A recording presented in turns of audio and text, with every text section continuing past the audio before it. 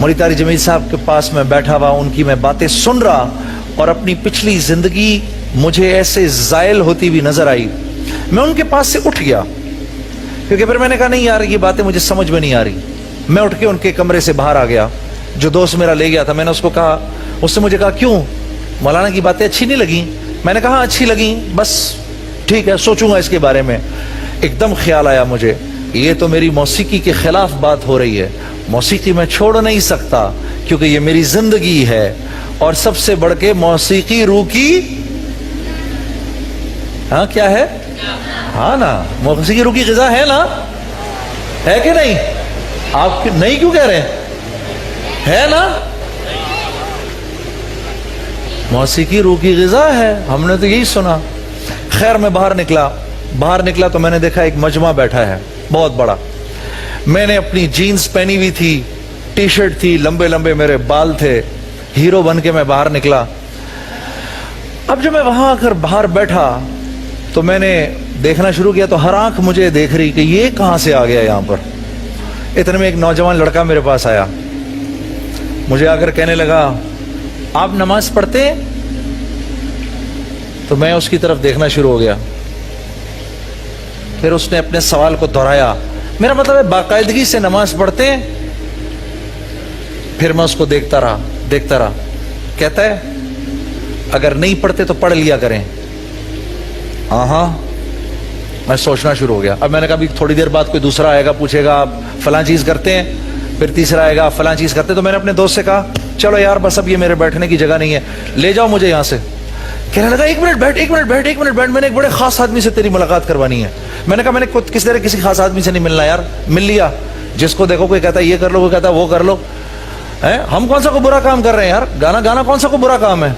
Jeans पहन लेना कौन सी को बुरी बात है यार? मैं कौन सा गुनाह कर रहा हूं? सारी दुनिया को खुश करता हूं। कहता है हाँ यार बात तेरी ठीक है, एक मिनट तो रुक। मैंने कहा नहीं मैं एक सेकंड के लिए नहीं रुकूंगा यहां पर। तो उसने ऐसे मेरे आगे हाथ जोड़े, एक मिनट के लिए रुक, सिर्फ 1 मिनट के लिए रुक। भागा गया और एक साहब को ले आया, देखने में बड़े बुजुर्ग से, बड़े खूबसूरत से, वो आज दिन तक मेरे बड़े दोस्त हैं। उनका नाम है डॉक्टर बुलंद इकबाल। उनको ले आया और ले जाके एकदम मेरे सामने बिठा दिया। मैंने कहा लो जी, एक मौलवी गया, दूसरा आ गया। मैंने कहा मैं कब तक इनके पास बैठा रहूंगा भाई? अब ये भी कुछ चंद नसीहतें करेगा मुझे। हाँ, अब मेरे अंदर ही अंदर मैं खौल रहा, मेरे कान गर्म हो रहे, और मैं कहा मैं किस तरह उठूं यहां से। अब उन्होंने मेरे से बात करनी शुरू की बड़े प्यार से, कैसे हैं आप, खैरियत से हैं, आपका नाम क्या है? मैंने कहा जी मेरा नाम जुनैद जमशेद है। अच्छा, ठीक, बड़ी अच्छी बात है। मेरा नाम डॉक्टर बुलंद इकबाल है। वैसे आप करते क्या हैं? अब मैंने अपने दोस्त को देखा, जुनैद गनी को, मैं क्या बोलूं, मैं क्या करता हूं? तो इसने आगे से कहना है अस्तगफिरुल्लाह, नाऊज़ बिल्लाह, पता नहीं क्या क्या बोलेगा, माज़ अल्लाह, मार ही ना दे मुझे। तो मैं जुनैद गनी को देखा और फिर मैंने उनकी तरफ देखना शुरू कर दिया। जुनैद गनी उसको कहता है अरे सर क्या करते हैं आप इसको नहीं पहचानते, ये कौन है? अब डॉक्टर बुलंद इकबाल साहब और भी परेशान हो गए कि मैं क्यों नहीं पहचान रहा इस आदमी को। कहने लगे माफ करना भाई जुनैद, कौन है ये? अरे ये वही तो है जिसने दिल दिल पाकिस्तान गाया है। डॉक्टर बुलंद साहब कहने लगे अरे माशाल्लाह, मुसलमान की तो शान ही यही होती है, जिस काम को करता है आगे ही बढ़ जाता है। मैंने कहा ये आदमी ठीक आदमी है, इससे लगाओ दोस्ती। अच्छा, मैं और डॉक्टर बुलंद इकबाल बाद में बड़े दोस्त हो गए, हम बड़ा हंसते थे। मैंने कहा डॉक्टर साहब वो बात उस दिन आपने मुझे कैसे कही, आपको तो पता ही नहीं था मैं कौन हूं।